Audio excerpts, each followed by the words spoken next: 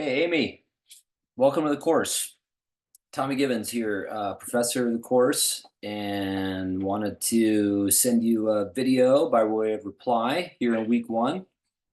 Get the conversation going, gives me a chance to say hello, and also give you some initial reaction to what you've written here in week one, which is excellent, by the way. I love that you've revisited Habakkuk and what Paul seems to be doing with the words of that prophet in the second forum here in light of what you read from Eliot.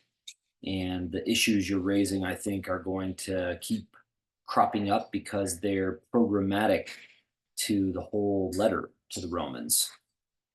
Um, in terms of what you write about in the first forum, I I think that I guess I would just say it's important to recognize that the texts of the Bible, including Habakkuk, are open to a future that I would say is not entirely determined by what Habakkuk, the writer, or the initial generation of its reception kind of have in mind as they make sense of those words. The prophecy is about um, a horizon of Israel that is constantly opening. And that means that I would say the words of Habakkuk, they um, they grow, you might say, with the life of his people over generations. So because of that, I'm sympathetic, you might say, with what Witherington says about this line in chapter 2 about the just by faith coming to experience life as God has promised it, being something that is, um, accessible in terms of what it means to the generation that first hears this kind of prophetic word. So that's right, but I don't think that should foreclose, you might say, on the whole horizon of possibility that these words acquire over generations of reception. And so I'm sympathetic with Keck and others who do find this um, prophetic word as Paul uses it to shed light on who Jesus is. But that's not to the exclusion of other people as just, and I think you hinted that. Instead, it seems to me that Paul presents Jesus as the sort of fullness of the justice of God as it is disclosed among the human and in a human life. And so he finally is the just one who, by faith, lives in the fullest sense of life on the earth. So I kind of want to hold together, what some people are dividing as possibilities, the anthropological and the Christological or something like that. Seems to me like um, we can see how these fit together. And of course, this I am sort of bringing into this thesis statement of the letter how I understand the rest of the letter to unfold. So we can continue to test our interpretation of the thesis of the letter based on how we make sense of the subsequent stages of it.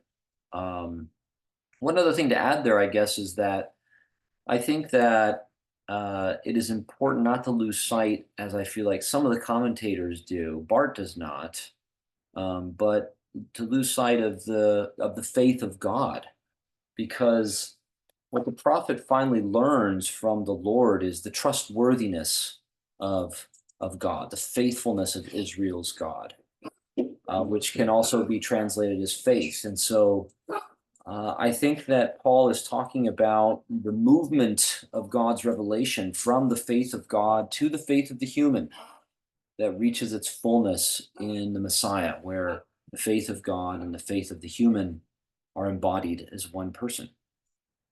So we can talk more about that, but just a few reactions there to what you've written about Habakkuk. And then, as I said, I love that you've come back to this in the second forum and kind of leaned a little deeper into it in light of uh, Eliot's account of what the political edge of Paul's gospel is and the tensions that his gospel navigates.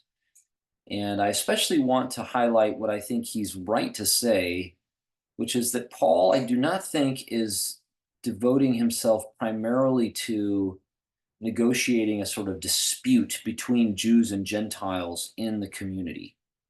Um, Instead, the audience of the letter, as he describes it, is of Gentile background. It doesn't include, at least explicitly, Jewish people. And Paul's teaching, his exhortation, is directed to these non-Jewish people, and sort of instructing them on what the gospel means for the various kinds of hostilities that they have inherited and that they are navigating.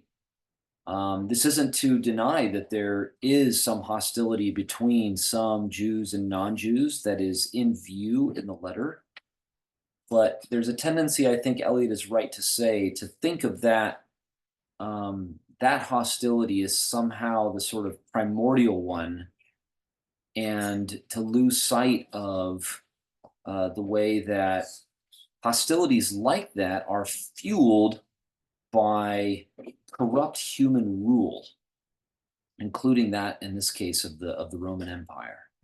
So more we can say there, but I like that you're running with that idea from Eliot. And I will be at pains throughout the class to try to clarify how the sort of cutting edge of what Paul is teaching to the audience is not about correcting Jews among them or indicating the inadequacies of Judaism or something like that. That's how it has been read often.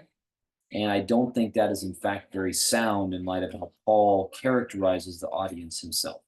Anyway, again, great work in week one. Good to be in conversation with you. Looking forward to more over the course of the summer, and welcome to the course.